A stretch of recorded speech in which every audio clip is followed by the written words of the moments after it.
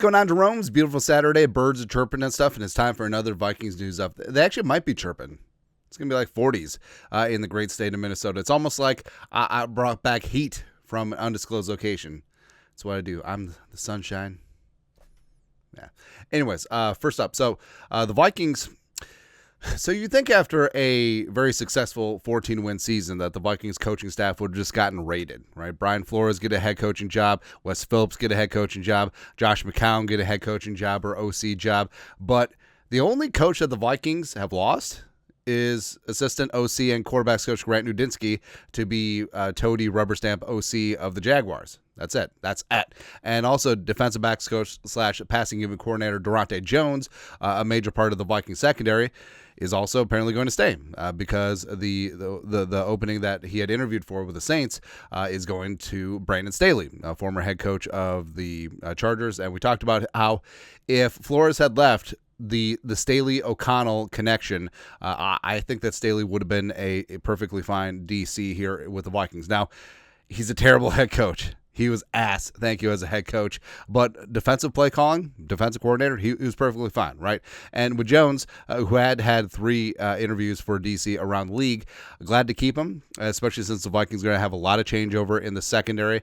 And Flores has talked profusely about how Daronte Jones has been integral of getting this defense where it needs to be. So, the Vikings overall, outside of Udinsky, keeping together a lot of the brain power on the staff, which frankly is a bit of a upset coming home to roost, where the Vikings were betting favorites to have their coaching staff raided, but it's kind of nice, right? So, obviously I want these guys to move up and move on in their profession, but, I mean, we run it back for another year. I'm mad at that at all. Right, next.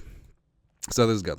Omari Hampton is fantastic, man. The pride of UNC, go Tar Heels. And by the way, Bill Belichick coming in, taking over Carolina, and these uniforms have always been good. Because I remember Julius Peppers in the old school North Carolina jerseys, Lawrence Taylor, Natron Means, stuff like that. I mean, UNC was always good. Their uniforms were. They weren't always good. Yeah, but the Omari Hampton, NFL fashion advice, great account if you're a uniform nerd like me.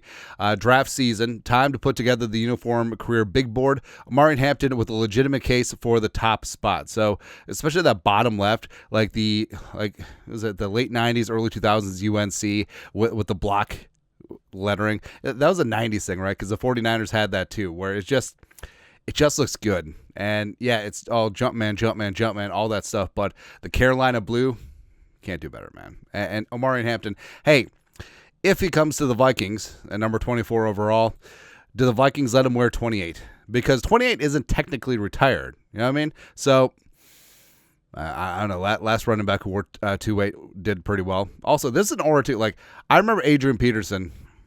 When he didn't wear gloves, he would do that in weather games, or some days he just wasn't feeling it, hands wise, and he would still fumble the ball. Adrian Peterson had hands like vice grips, and he still led the league in fumbles. Well, maybe not led the league, but inopportune moments for fumbles, and it's just so heartbreaking. That's how it goes, man. But Omari Hampton, given the power, I kind of like it. I kind of like it, man. Something I also like is slinging Sammy Darnold, and it's probably over for him and the Vikings. But I'll always root for Darnold as long as he doesn't go to an NFC team. That's it.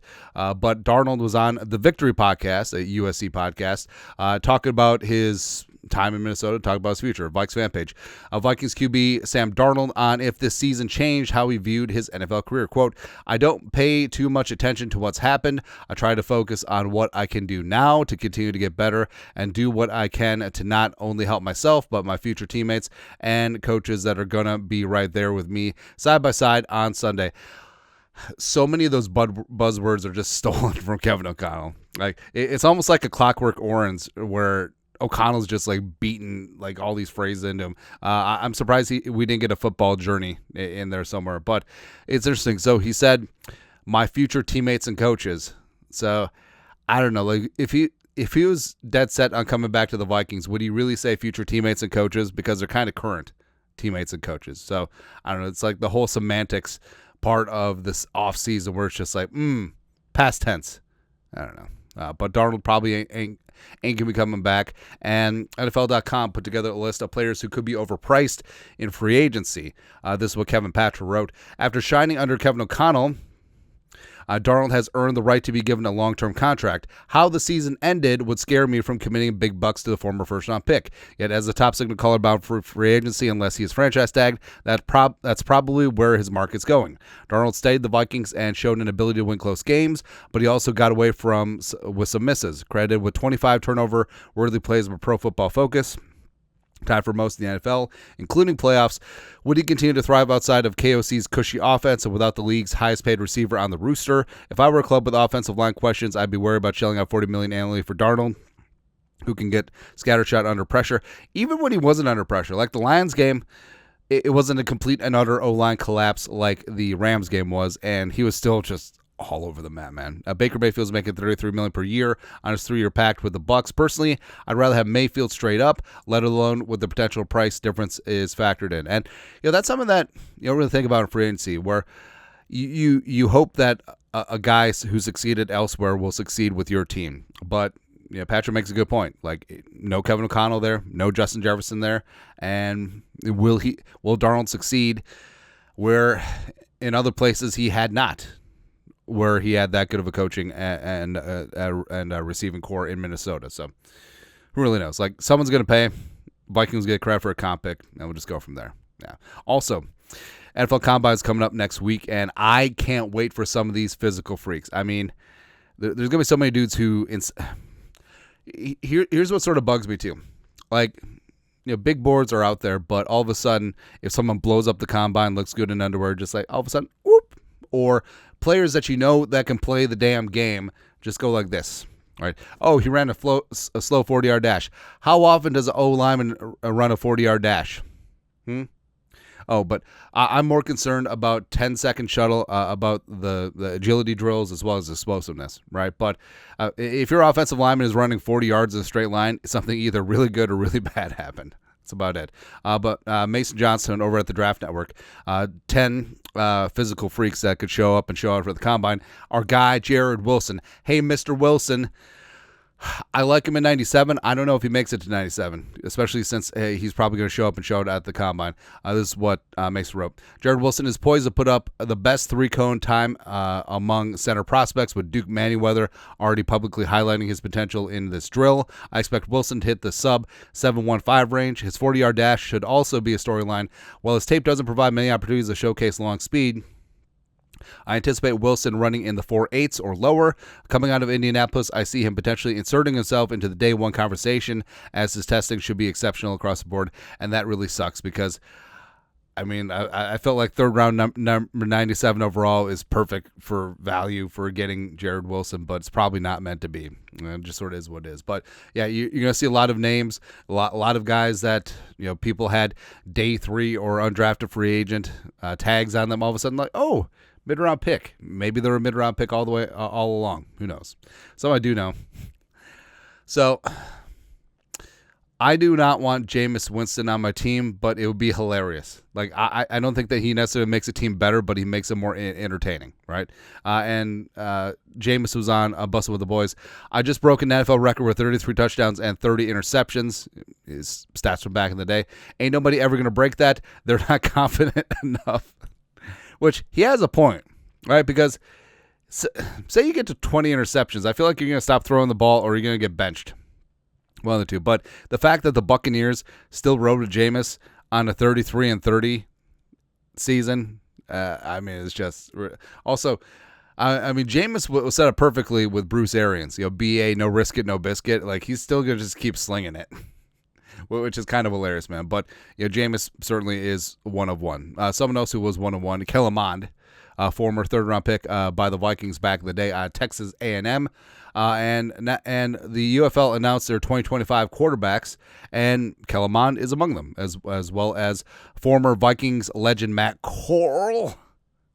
It just didn't work out. Plus, it's kind of fun going through these names, like Luis Perez, who's gotten cups of coffee with the Rams. Like, I always felt like he should, work out, but it just never worked out. Jordan Ta'amu, I mean, technically a Vikings legend, since didn't they try him out like several times? I don't know. E.J. Perry, Jarrett Quintano, probably Tennessee. Kevin Hogan with like the Fu Manchu going on. That's good. Alex Magoo, Jamar Smith, who is not as good as Justin Smith. Anthony Brown, all up in there. Danny Etling, baby. I mean, we were playing the hits. Rocky Lombardi, the pride of Northern Illinois. Come on. I feel like Rocky Lombardi is the perfect NFL name, but he just never panned out. Even though I think he was like a 6'5" quarterback or something like that and could run. It was good. Max Dugan all up in there. Pride of TCU. Bryce Perkins, which I thought, when Bryce Perkins was a solid backup for the Rams, that Kevin O'Connell bring him to the Vikings. It just didn't work out. Manny Wilkins all up in there. I mean, I don't know. This is a you got to be deep in the weeds to know some of these quarterback names, which is kind of funny, man. Which is really fantastic. But I mean, Kellen Mond with the arm, some of those big time games they had at Texas A&M. Kind of thought that maybe he would be a little something, but then Zimmer's just like, I'm not going to play him because I've watched him practice, or paraphrasing that. It's just, I don't know, like Kevin O'Connell had him for a year, and then they waived him at training camp, 90-man roster, 53-man roster cuts. It's just like, if Kevin O'Connell can't save you, I don't think that you can be saved. That's what it comes down to, man. Also, so I love the draft season is hyperbole season, right? And we're working on a video of running back comps in this draft, and this is just ridiculous. So 33rd team, Cam Scatterbo is just a modern Mike Allstott. No.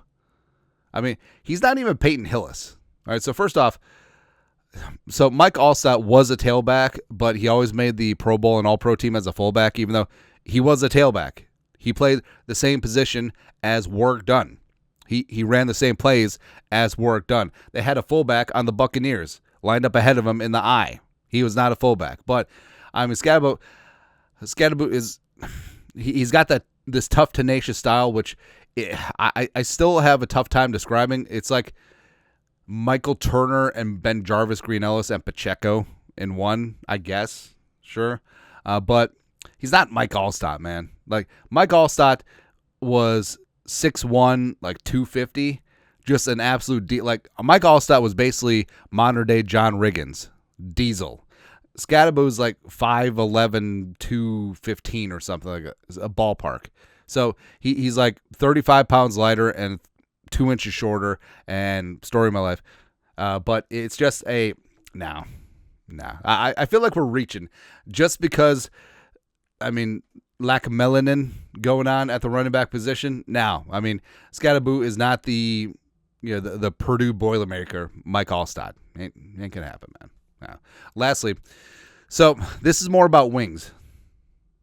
All right, Hooters prepares to file for bankruptcy amid declining foot traffic. Well, Hooters is out of business because a lot more people are into feet. Anyways, but I don't know, like Hooters. My experience at Hooters is just the Mall of America location, because like when you're out with your group of teenage friends, when you're like a high school douchebag, you're just like, oh, let's go to Hooters, let's be all edgy and stuff. But here's the Hooters wings actually weren't bad, in terms of like national chain wings. And I like the Hooters wings because they were lightly breaded. All right? And I feel like there's room in this market for lightly breaded wings, all right? And, there's some places that have it, but Hooters was actually pretty good about it. Where I'll actually say this too. So your mom and pop neighborhood Chinese restaurant, the one that gets supplied by the semis that say Dragon Foods on the side, which I feel like most Chinese restaurants are run by organized crime, but that's a topic for another day. I have a lot of like tangential evidence. Anyways, but those places, like whoever supplies their frozen wings that they just dunk in a fryer and then they charge like $8.95 for 8 wings. I mean, those wings are pretty good too. Yeah, the lightly battered ones, like that's what you gotta go for. Like any dive bar too. that has wings, they're going to have these lightly breaded, frozen, fully cooked wings that they just chuck frozen into the deep fryer. Right, and it'll take a long time to cook those frozen wings, so that they absorb all of that peanut oil that hasn't been changed for weeks. So you get to taste every single thing that's went through the fryer, even several fish fries. Which, if you're going to be a respectable restaurant, you have to have separate fryers for fish / seafood and everything else. But argument for another day. And if you have like a good kitchen, have one separate for French fries. Like if you also make your own French.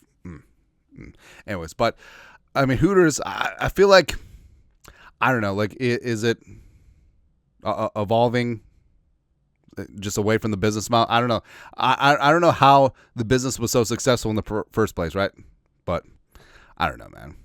Who knows? Maybe it's just because everyone just DoorDashes everything nowadays. Certainly possible. But Hooters, R.I.P. It happens. Yeah. Now we need to go. Actually, God, if we started a national chain of sort of media. Oh, wait a minute. So one of my first Vegas trips, this had to be like 2005 or something like that. I remember going out there with a couple of buddies, and we were playing like $3 blackjack at the old Hooters casino, because so Hooters is now like OYO, across from the MGM Grand. It's right near the Tropicana where that used to be. It's where the A's baseball stadium allegedly is going to go. But I just remember doing that and then going broke at $3 blackjack, which is depressing. And then, because also I think that the table paid 6 to 5 on blackjack, which is just like you were never going to win, like ever. And then I just remember. This flies in the face of me saying that Hooters wings actually aren't bad. But the Hooters casino, they had a Dan Marino restaurant which served Hooters products and wings and stuff. And at like 5 a.m., got like the saddest plate of wings ever. And that's what sticks with me. That was my first Vegas trip. Yeah. Anyways, that's it. Vikings news done for Saturday. You guys are the best. You know what to do. Skol, production value.